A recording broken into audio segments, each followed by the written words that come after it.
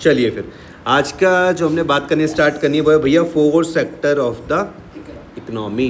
Economy के हम 4 sector के बारे में बात करेंगे। जरा फटाफट से इसको याद कर लो। यहाँ पे क्या लिखते हैं कि from the macro point of view economy is often divided into 4 sector.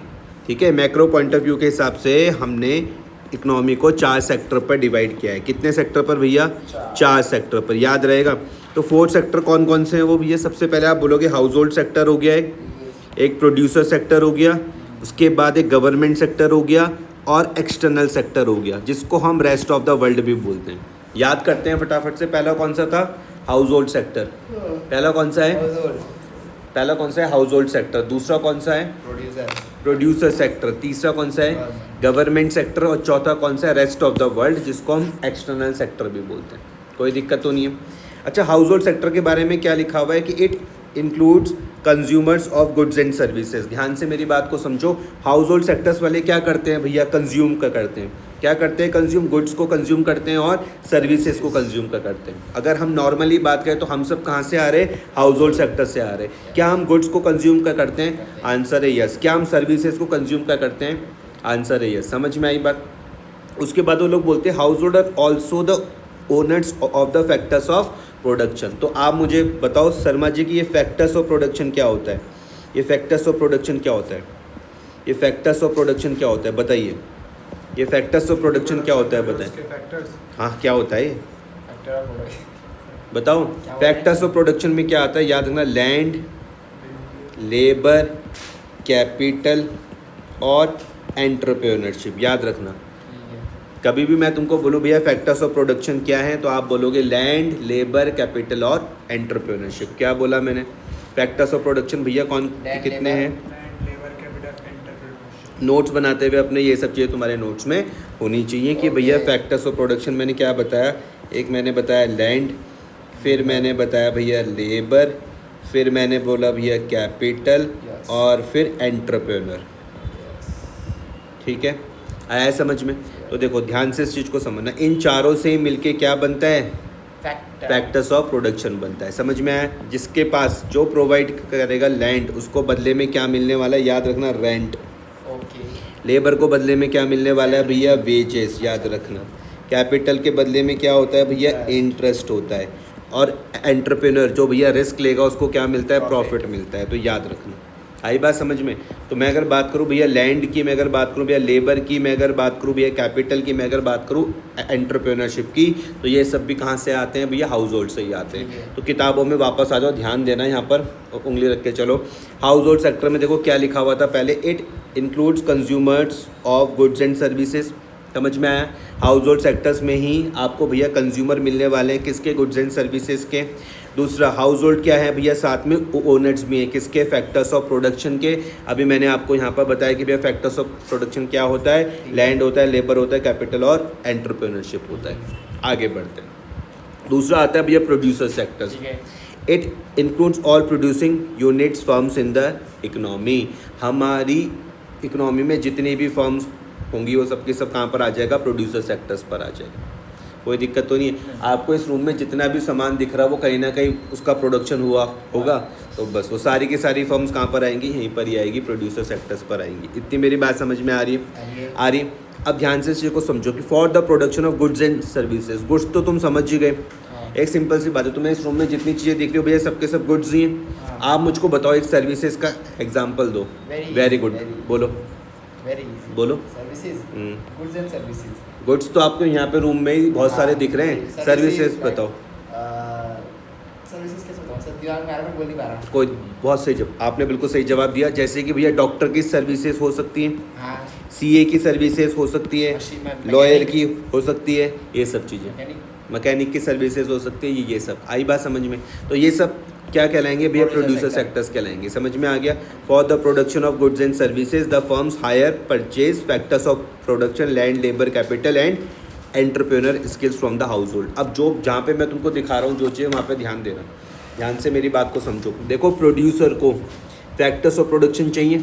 Factors of production में मैंने क्या बताया? लैंड, लेबर, कैपिटल और एंटरप्रेन्योरशिप। तो इसको मिलेगा कहाँ से?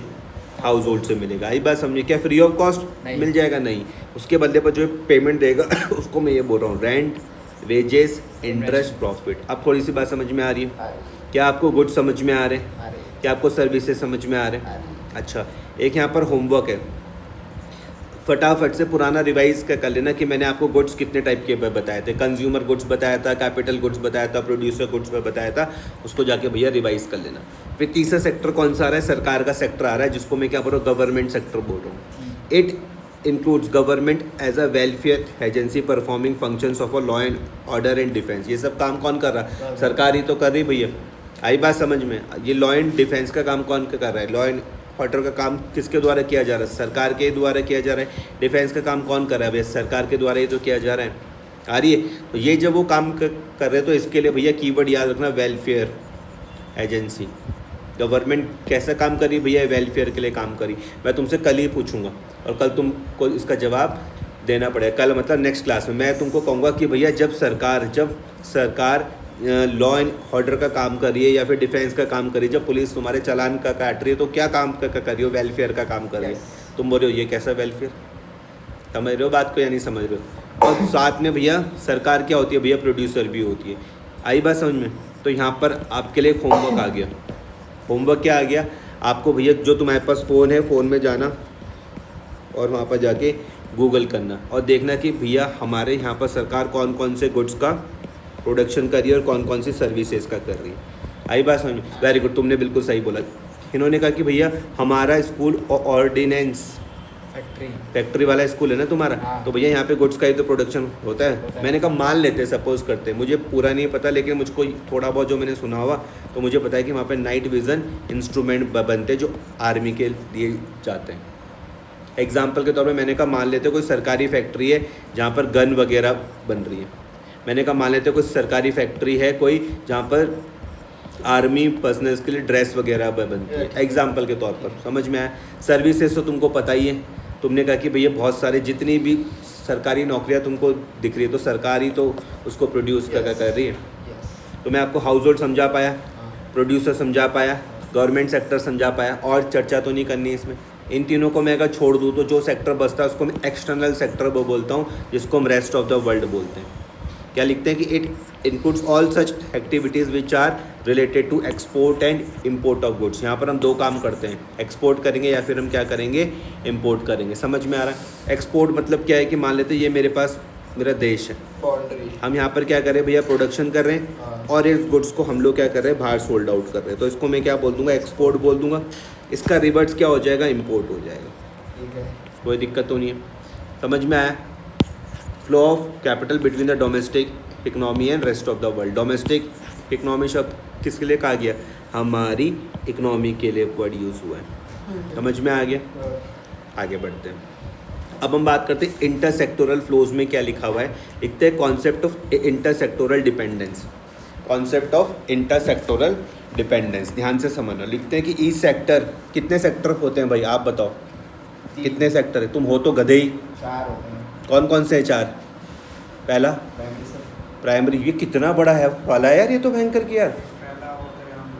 अभी तो तुमको यहाँ पर समझाया ये 4 sector, household sector, producer sector, government sector और एक्सटर्नल सेक्टर। मैंने कब बोला ये? यही 4 सेक्टर है भैया, house hold sector, producer sector, government sector और एक्सटर्नल सेक्टर। मैं इन्हीं 4 सेक्टर के बारे में तो बात कर रहा हूँ। ये तो प्राइमरी सेक्टर देखना चाहिए, इसके दिमाग में पता नहीं क्या क्या चीज़ चल रही है। इंटरसेक्टोरल फ्लो में देखना कॉन्सेप्ट ऑफ इंटरसेक्टोरल इंटरडिपेंडेंस। तो बुक में ध्यान दो, बुक में ध्यान दो, कहाँ पढ़ा रहा मैं? Each sector of the economy depends on the other in one way और द अदर। ठीक है? तो ये वाली लाइन जब तुम पढ़ रहे हो तो तुमको ये वाली बात समझ में आ रही है कि हर एक सेक्टर एक दूसरे पे क्या है? डिपेंडेंट है। तो इसको हम लोग क्या बोलते हैं? इंटरसेक्टोरल इंटरडिपेंडेंस बोलते हैं। तो जैसे मैं तुमसे कल पूछूंगा कि भैया इंटरसेक्टोरल इंटरडिपेंडेंस क्या है, तुम्हारे दिमाग में पिक्चर क्या आएगी कि जो तुमने चारों सेक्टर पढ़े अभी, ये चारों के चारों एक दूसरे पे क्या होंगे? डिपेंडेंट होंगे। आई बात समझ में? ये वाली बात पढ़ के देखते हैं। लिखते हैं following observation highlighted the intersectoral interdependence. जैसे पहला हाउस होल्ड सेक्टर तुमको समझ में आ रहा है, प्रोड्यूसर सेक्टर तुमको समझ में आ रहा है। देखो तुम्हारी बुक में ही क्या लिखा हुआ है कि the household sector depends on the producer sector for the supply of goods and services needed for consumption. ये है बात समझ में। अगर आपको भैया कंजम्पशन करना है किसको, हाउस होल्ड सेक्टर को, किसको, हाउस होल्ड सेक्टर को। अब आप मुझको बताओ किस चीज़ के कंजम्पशन के बारे में मैं बात कर रहा हूँ, किस चीज़ के कंजम्पशन के बारे में मैं बात कर रहा हूँ, हैं गुड्स एंड सर्विसेज के बारे में मैं बात कर रहा हूँ। ठीक है, मैं गुड्स एंड सर्विसेज के कंजम्पशन के बारे में बात कर रहा हूँ। तो किस पे डिपेंड होना पड़ेगा, प्रोड्यूसर सेक्टर पर डिपेंडेंट होना पड़ेगा। वहाँ से बनेगा ना वो। नहीं आई बात समझ में। दूसरा, the producer sector depends on the household sector for the supply of factors of production. भैया प्रोड्यूसर सेक्टर को तो चाहिए। आप मैंने अभी तुमको बताया था कि फैक्टर्स ऑफ प्रोडक्शन कौन कौन से होते हैं।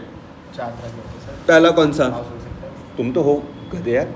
मैं इसको क्या बोल रहा हूँ, मैं यहाँ से बोल रहा हूँ factor of production, factors of production, factors of production, factors of production, land, labour, capital और एंटरप्रेन्योरशिप। तो भैया ये तुम्हारे यहाँ पे प्रोड्यूसर सेक्टर को चाहिए, तो कहाँ से मिलेगा उसको ये सब चीज़ें, हाउस होल्ड सेक्टर से मिलेगा। आई बात समझ में। तो supply of factors of production को हम लोग क्या बोलते हैं, फैक्टर सर्विसेज भी वो बोलते हैं। तो ये कहाँ से मिलेगा, हाउस होल्ड सेक्टर से, हाउस होल्ड सेक्टर से, हाउस होल्ड सेक्टर से। आई बात समझ में, यहाँ तक कोई दिक्कत तो नहीं है। नहीं है। तो these are needed for the production of goods and services. आप मुझको बताओ मैं क्या टॉपिक समझा रहा हूँ आपको, नहीं क्या है इसको सिंपल भाषा में समझाओ कि इस टॉपिक में हम क्या चीज़ समझ रहे हैं। मतलब कौन किससे कंजप्शन कर रहा है। अरे कौन किससे कंजप्शन नहीं समझ रहा है कि मैं ये चीज़ समझा रहा हूँ कि जो 4 सेक्टर है ना वो एक दूसरे पे कैसे डिपेंडेंट है। यस। आई बात समझ में। ऐसे मैं ये चीज़ तुमको समझा रहा हूँ। उसके बाद देखो नेक्स्ट क्या लिखा हुआ, the government sector depends on producers and house hold sector for your taxes and non tax revenue. सरकार को भैया टैक्स कहाँ से मिल रहा है, वही हाउस होल्ड सेक्टर से मिल रहा है। प्रोड्यूसर से भी मिल रहा है और हाउस होल्ड से भी मिल रहा है, हाउस होल्ड सेक्टर से भी मिलता है, प्रोड्यूसर सेक्टर से भी मिलता है। कल के दिन आप कहीं पर जॉब करोगे, आप पैसा कमाओगे तो सरकार को टैक्स दोगे या नहीं दोगे। जब हम कुछ सामान खरीदते हैं क्या हम सरकार को टैक्स देते हैं या नहीं देते। तो सेम उस तरीके से भैया प्रोड्यूसर्स भी टैक्स देते हैं। आई बात समझ में। जिसको मैं एक क्या बोल सकता हूँ, कॉर्पोरेट टैक्स बोल सकता हूँ। कॉर्पोरेट टैक्स कौन देता है, कंपनीज देती है। कॉर्पोरेट से याद रखना, कॉर्पोरेट टैक्स कौन देता है, कंपनीज देती है। हम लोग क्या देंगे, इनकम टैक्स देते हैं और क्या देते हैं, जीएसटी देते हैं। आप कुछ भी चीज़ खरीदो उसमें जीएसटी देना पड़ता है हमको। तो भैया सरकार भी तो कहीं ना कहीं प्रोड्यूसर और हाउस होल्ड पे डिपेंडेंट है।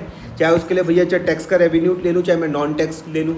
नॉन टैक्स रेवेन्यू में जैसे सपोज क्या करते हैं कि तुम जैसे ए प्लेस से बी प्लेस में गए, हेलमेट तुमने पहन नहीं रखा था, जा रहे थे तो बीच में तुमको पुलिस वाला मिल गया, उसने तुम्हारा क्या कर दिया, चालान कर दिया। तो चालान के पैसे कहाँ जाएंगे, सरकार के पास तो जाएंगे।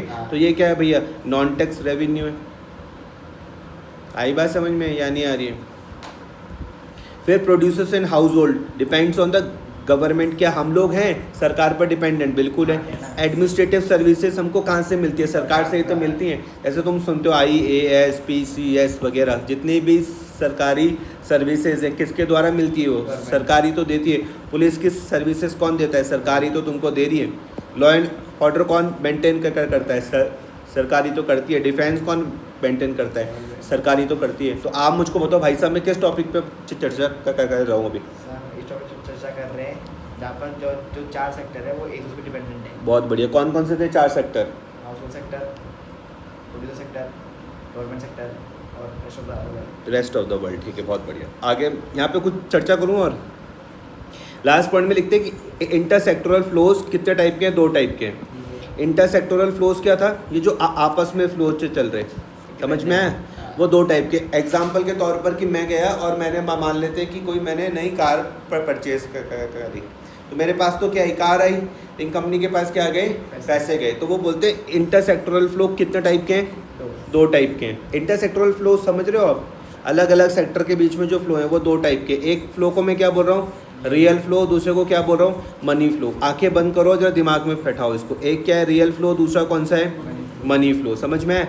इंटरसेक्टोरल फ्लो को मैं कितने टाइप का बता रहा हूँ आपको, 2। समझ में आए। मैं अगर गुड्स एंड सर्विसेज के बारे में बात करूँगा तो वो क्या कहलाएगा, रियल फ्लो कहलाएगा। इंटरसेक्टोरल फ्लो में मैं अगर गुड्स एंड सर्विसेज के बारे में बात कर रहा हूँ तो क्या कहलाएगा, real flow. Goods and services के बारे में बात कर रहा हूँ तो क्या कहलाएगा, रियल फ्लो। जैसे ये जाते हैं रोज़ जिम, तो जिम जाके जिम की सर्विसेज ले रहे हैं ना, तो वो क्या होगा, रियल फ्लो। लेकिन तुम महीने में पैसे भी देते हो तो वो क्या हो जाएगा, मनी फ्लो हो जाएगा। आया समझ में या नहीं आया। Intersectoral flow in the forms of a money is called money flow. समझ में आया। रियल फ्लो समझा पाया मैं तुमको, मनी फ्लो समझा पाया। आगे अब हम समझते हैं कॉन्सेप्ट ऑफ रियल फ्लो। दिमाग में क्या आ जाएगा, goods and services. Concept of real flows जब मैं कहाँ पर हूँ, मैं यहाँ पर हूँ ना, ठीक है। लिखते हैं कि real flow refers to the flow of goods and services among different sectors of the economy. Some examples of real flow are as follows. जैसे पहला है flow of factors services from house sector to the producer sectors. होता है या नहीं होता? होता है। हम लोग भैया ये फैक्टर्स सर्विसेज में क्या आ जाएगा, आप बताओ भाई, ये फैक्टर्स सर्विसेज में क्या आ जाएगा? फैक्टर सर्विसेज में क्या आ जाएगा? ये देखो, ये फैक्टर्स सर्विसेज जो मैंने हाईलाइट करा है, ये फैक्टर्स सर्विसेज में क्या आ जाएगा? ये फैक्टर सर्विसेज में क्या आ जाएगा? हैं वो आएगा क्या? goods and services। अरे गुड्स एंड सर्विसेज नहीं आएगा भैया, अभी तुमको बताया तो फैक्टर्स ऑफ प्रोडक्शन में। ये ध्यान से यहाँ पर देखो भाई, लैंड, लेबर, कैपिटल, एंटरप्रेन्योरशिप, ये चारों के चारों कहाँ से आ रहे हैं? हाउस होल्ड से ही तो आ रहे हैं। हाँ। हाउस होल्ड से कहाँ पर जा रहे हैं? ये प्रोड्यूसर के पास नहीं जा रहे हैं। ये है समझ में। अगर मैं लैंड के बारे में बोलूँ, मैं अगर लेबर के बारे में बोलूँ, मैं कैपिटल के बारे में बात करूँ, एंटरप्रेन्योर्स के बारे में बात करूँ, तो चारों के चारों कहाँ से मिल रहे हैं? हाउस होल्ड से तो मिल रहे हैं, यही तो जा रहे हैं प्रोड्यूसर्स के पास। तो ये कौन सा फ्लो कहलाएगा? रियल फ्लो कहलाएगा। नहीं आया समझ में? देखना ध्यान से, फ्लो ऑफ फैक्टर सर्विसेज, इसी को तो मैं क्या बोल रहा हूँ? फैक्टर सर्विसेज बोल रहा हूँ। कहाँ से चल रही है? हाउस होल्ड सेक्टर से कहाँ जा रही है? प्रोड्यूसर सेक्टर पर जा रही है। पूरी लाइन पढ़ के बताता हूँ। Flow of factor services from household sectors to the producer sectors. आया समझ में? फिर है flow of goods and services. Goods and services भी तो खरीदते हैं हम मतलब कौन? Household sector. किससे खरीदता है? प्रोड्यूसर सेक्टर से। तो तुम बोलोगे कि भैया ये भी रियल फ्लो है। Goods and services from the producer sectors to the household sector, ये भी तुम्हारे पास क्या है? रियल फ्लो है। क्लियर हो गया? इलुस्ट्रेशन देखते हैं कि भैया रियल फ्लो का in case of a simple two sector economy. ध्यान से मेरी बात को समझो, जो मैं हाईलाइट करवा रहा हूँ, ये जो सिंपल टू सेक्टर इकोनॉमी है, यहाँ पर मेरे पास कौन कौन से दो सेक्टर आप बताइए भाई साहब। ये टू सेक्टर इकोनॉमी में मेरे पास दो सेक्टर कौन कौन से हैं? हाउस होल्ड और प्रोड्यूसर। टोटल कितने सेक्टर होते हैं? कौन कौन से? हाउस होल्ड सेक्टर, प्रोड्यूसर और क्या नाम है, गवर्नमेंट सेक्टर और रेस्टोरेंट। बहुत सही जवाब। तो यहाँ पर एक कौन सा सेक्टर हो जाएगा? हाउस होल्ड सेक्टर हो जाएगा। दूसरा कौन सा हो जाएगा? प्रोड्यूसर सेक्टर हो जाएगा। नींद तो नहीं आ रही तुमको? ठीक है। हाउस होल्ड सेक्टर समझ में आ रहा है आपको? प्रोड्यूसर सेक्टर समझ में आ रहा है? एरो में ध्यान देना, एरो में ध्यान देना। ये कौन सा फ्लो मैं तुमको समझा रहा हूँ? Money flow. कौन सा समझा रहा हूँ? रियल फ्लो समझा रहा हूँ, मनी फ्लो नहीं समझा रहा हूँ मैं तुमको। ये देखो, कॉन्सेप्ट ऑफ रियल फ्लो समझा रहा हूँ, समझ में? एरो में ध्यान देना। जो हाउस होल्ड, ये जो कहाँ से चल रहा? हाउस होल्ड से चल रहा कहाँ को? प्रोड्यूसर्स की तरफ। हाउस को कौन सा वाला है वो दिखाना जरा। ये हाउस होल्ड से जो चल रहा है प्रोड्यूसर की तरफ, कौन सा वाला समझा रहा मैं? अरे ये समझा रहा मेरे भाई, ये समझा रहा हूँ मैं। ये अरे ये नहीं, ये मेरे भाई, ये एरो में ध्यान दो, टू, ये समझा रहा हूँ मैं। हाउस होल्ड से कहाँ को चल रहा? प्रोड्यूसर सेक्टर की तरफ चल रहा है। ये इस पे मैं चर्चा करूँगा।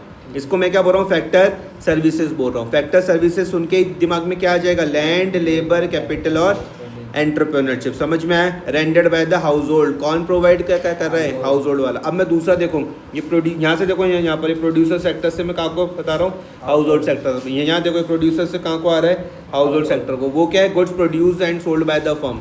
समझ में आ गया? फर्म क्या करती है भैया? गुड्स बनाती है, किसको बेचती है? हाउस होल्ड सेक्टर को बेचती है। समझ में आया? तो यहाँ पे देखो, figure 2.2 shows real flows in terms of, ध्यान से मेरी बात को समझना, flow of goods sold by the firms to the household. समझ में आ गया? गुड्स कौन बना रहा है? फर्म बना रही है। किसको बेच रही है? हाउस होल्ड को बेच रही है। इतनी मेरी बात समझ में आई? Flow of factor services rendered by the household to the producer. Factor services कहाँ से आ रही है भैया? हाउस होल्ड से आ रही है। किसके लिए आ रही है? प्रोड्यूसर्स के लिए आ रही है। Both this flow are a real. दोनों के दोनों फ्लो क्या हैं? Real flow. As this involves the movement of the goods and services from one sector to the other, money does not come into the picture. समझ में आया? Goods दिख रहा है? गुड्स दिख रहा है। मैं अगर गुड्स बोलूँगा तुम्हारे दिमाग में क्या आएगा कि प्रोड्यूसर गुड्स बना रहे कहाँ जा रहा है? हाउस होल्ड सेक्टर में। मैं अगर सर्विसेज बोलूँगा तुम्हारे दिमाग में क्या आएगा? हाउस होल्ड सेक्टर से कहाँ को जा रहा है? प्रोड्यूसर सेक्टर्स में। आई बात समझ में? फिगर 2.2 का समझ में आया? अगले पेज में अब हम बात करते हैं दूसरा फ्लो कौन सा होता है? मनी फ्लो होता है।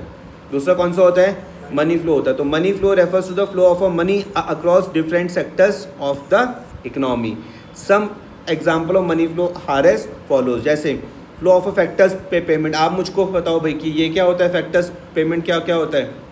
बताओ आप बताओ ये फैक्टर्स पेमेंट क्या बताया मैंने? Rent, wages. बहुत बढ़िया।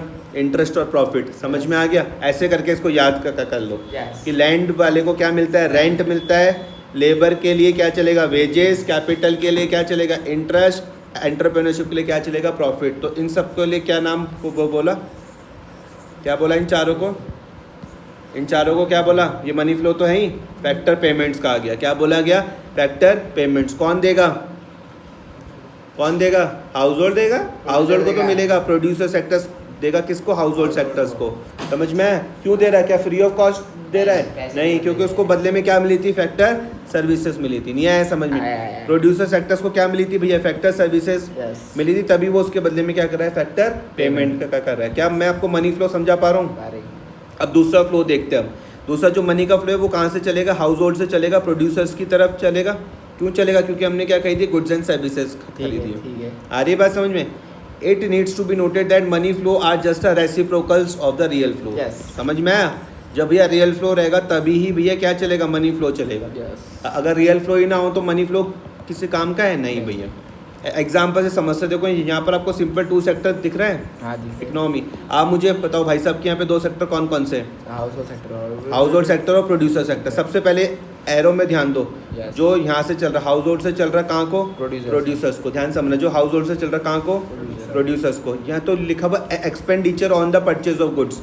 जब हम गुड्स परचेज करते हैं, जैसे तुमको अभी वो प्रोटीन पाउडर खरीदना है, कैरेटीन क्या था जो भी है वो, तो तब तुम क्या करोगे, एक्सपेंडिचर करोगे, क्योंकि तुमको गुड्स परचेज करना है। तो आए बात समझ, तो तुम्हारी जेब से माल निकलेगा और प्रोड्यूसर की जेब में चल जाएगा। ये कौन सा फ्लो है, मनी फ्लो। और जो तुमको उसके बदले में वो मिलेगा प्रोटीन पाउडर, वो क्या है, रियल फ्लो। अब आया समझ में? दूसरा है जो प्रोड्यूसर से चल रहा कहाँ आ रहा, हाउस होल्ड की तरफ। प्रोड्यूसर से चल रहा कहाँ आ रहा, इसको मैं लोग क्या बोल रहा हूँ, पेमेंट फॉर फैक्टर सर्विसेज। क्या है, फ्री ऑफ कॉस्ट में दे रहे, रेंट, वेजेस, इंटरेस्ट, प्रॉफिट नहीं। आया समझ में?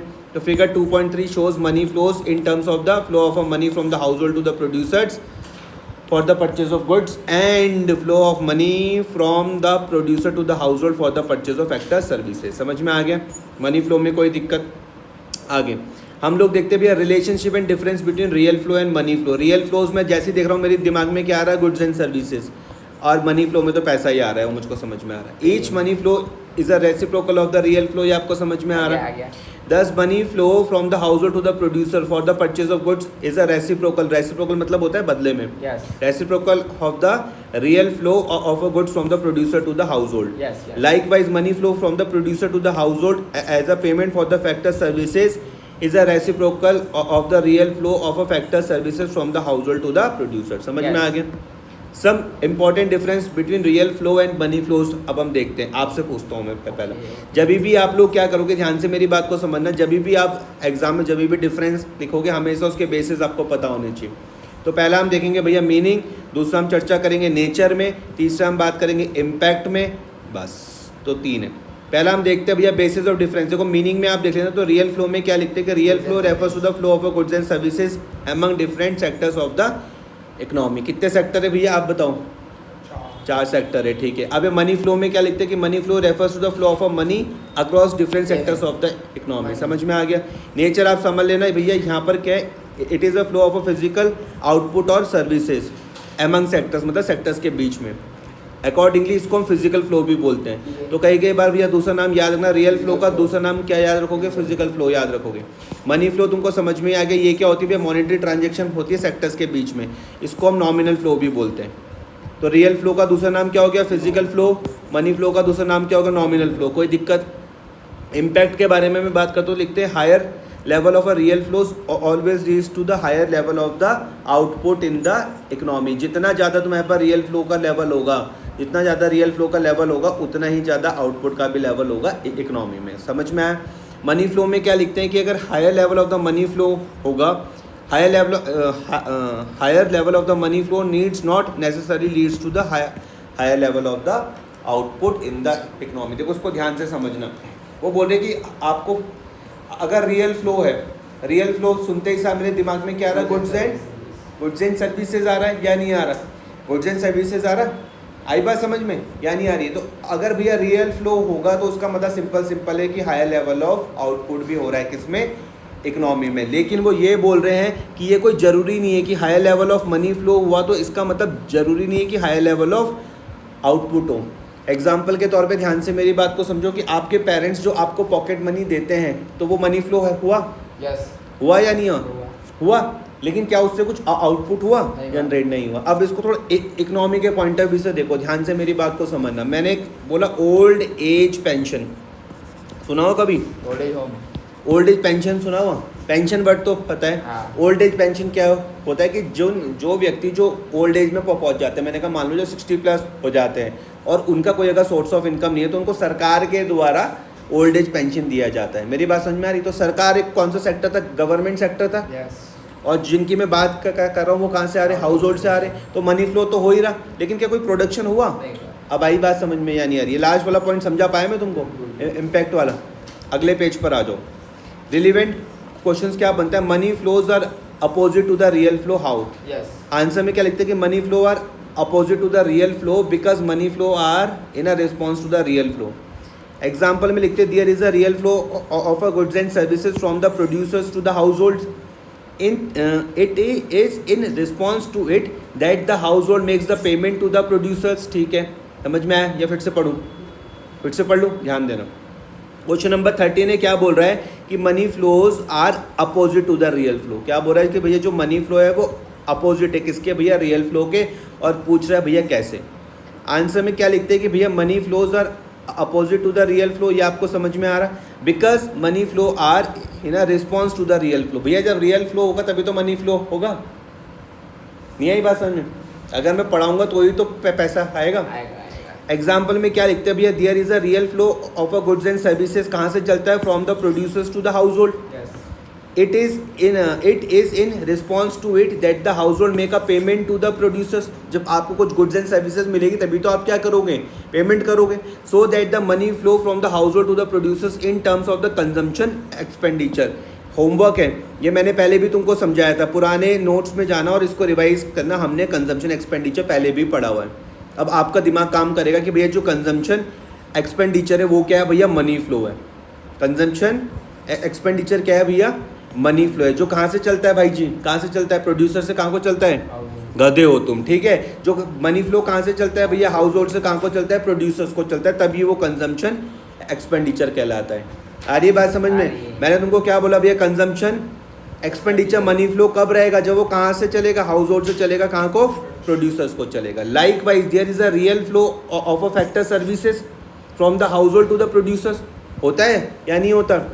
भैया फैक्टर सर्विसेज कहाँ से मिलती है? फैक्टर सर्विसेज क्या थी? रियल फ्लो थी, हाउस होल्ड से चलती थी कहाँ को? प्रोड्यूसर्स को। और उसके बदले पर क्या करते थे भैया? प्रोड्यूसर्स क्या करते थे? पेमेंट करते थे हाउस होल्ड को।